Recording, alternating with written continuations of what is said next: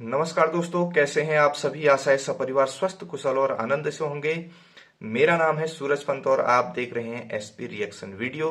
तो दोस्तों, सीरीज चल रही है परमवीर चक्र प्राप्त विभूतियों की, और पार्ट जो आज लेके आए हैं उसमें 5वें नंबर पर जिनको परमवीर चक्र दोस्तों प्राप्त हुआ था, करम सिंह जी।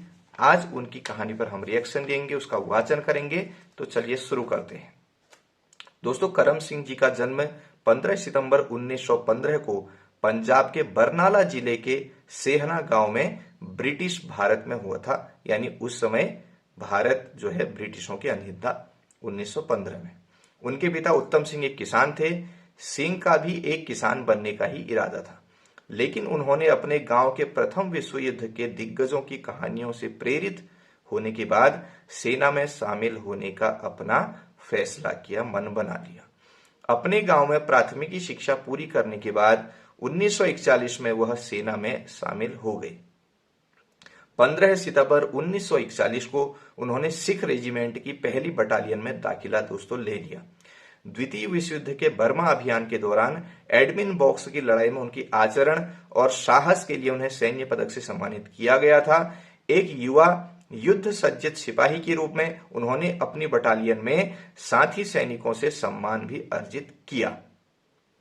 वह 1947 में स्वतंत्रता के बाद पहली बार भारतीय ध्वज को फहराने के लिए तत्कालीन प्रधानमंत्री जवाहरलाल नेहरू द्वारा चुने गए 5 सैनिकों में से एक थे।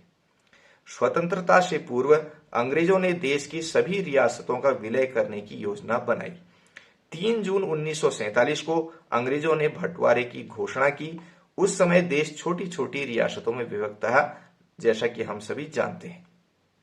उन्होंने प्रस्ताव रखा कि यदि कोई रियासत चाहे तो पाकिस्तान में विलय हो जाए या फिर भारत में। यदि कोई भी रियासत पूर्ण स्वतंत्र रहना चाहती है तो यह विकल्प भी मौजूद था। जम्मू कश्मीर रियासत राजा हरि सिंह के अधीन थी। ये भी हम सभी लोग जानते होंगे, जिन्होंने अभी तक उक्त विषय पर कोई सटीक निर्णय नहीं लिया था।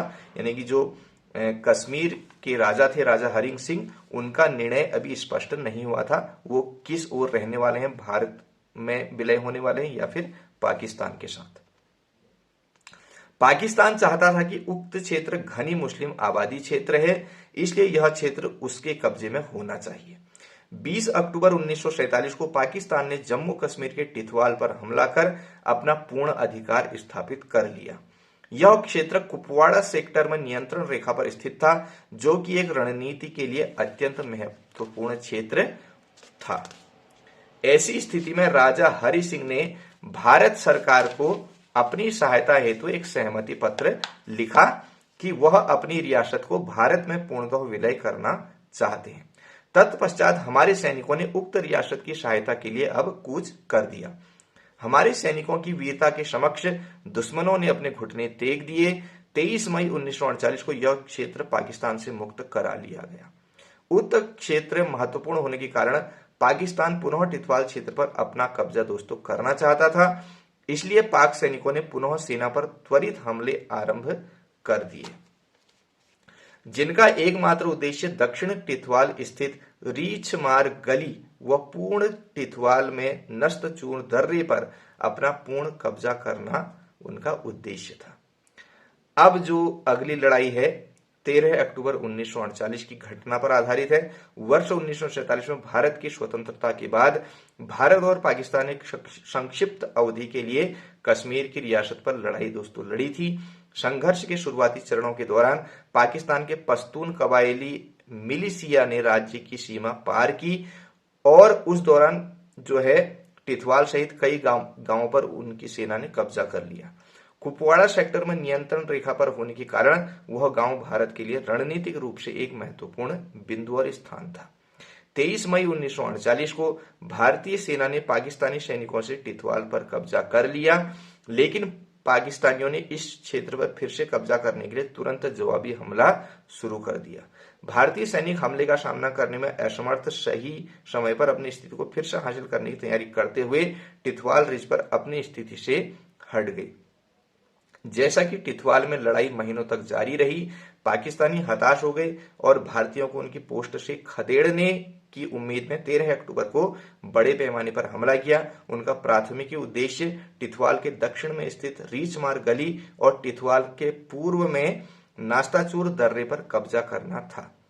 13 अक्टूबर की रात को रिचमार गली में भयंकर युद्ध के दौरान लांस नायक सिंह एक सिख फॉरवर्ड पोस्ट की कमान उस समय संभाल रहे थे। पाकिस्तानी सैनिकों द्वारा 10 से 1 की संख्या में सिखों ने कई बार अपने हमलों को दोहरा दिया। उनके गोला बारूद के बाहर होने के साथ सिंह ने अपने सैनिकों को मुख्य कंपनी में शामिल होने का आदेश दे दिया। यह जानते हुए कि पाकिस्तानी गोलाबारी के तहत सुदृढ़ीकरण असंभव था, एक अन्य सिपाही की मदद से वह 2 घायलों को साथ ले आया। हालांकि वह खुद घायल हो गया था। भारी पाकिस्तानी गोलाबारी के बीच सिंह अपने सैनिकों का मनोबल बढ़ाते हुए और बीच बीच में ग्रेनेड फेंकते हुए एक स्थान से दूसरे स्थान पर चले गए। दोनों हाथों में 2 बार जख्मी होने के बावजूद उन्होंने निकासी से इनकार कर दिया और खाइयों की पहली पंक्ति को पकड़ना जारी रखा। हमलों की 5वीं लहर के दौरान 2 पाकिस्तानी सैनिक सिंह की स्थिति पर बंद हो गए। सिंह ने अपनी खाई से छलांग लगाई और उन्हें अपनी संगीन से मार डाला, जिससे पाकिस्तानियों का मनोबल गिर गया। सिंह और उनके आदमियों ने पाकिस्तानी सैनिकों को पीछे हटने से पहले दुश्मन की 3 और हमलों को सफलतापूर्वक रद्द कर दिया था, जो उनकी स्थिति पर कब्जा करने में दोस्तों असमर्थ थे। इस पार्ट में इतना ही। यहां से आगे का जो घटनाक्रम है वो अगले पार्ट में लेके आएंगे। तब तक के लिए जय हिंद, वंदे मातरम, भारत माता की जय।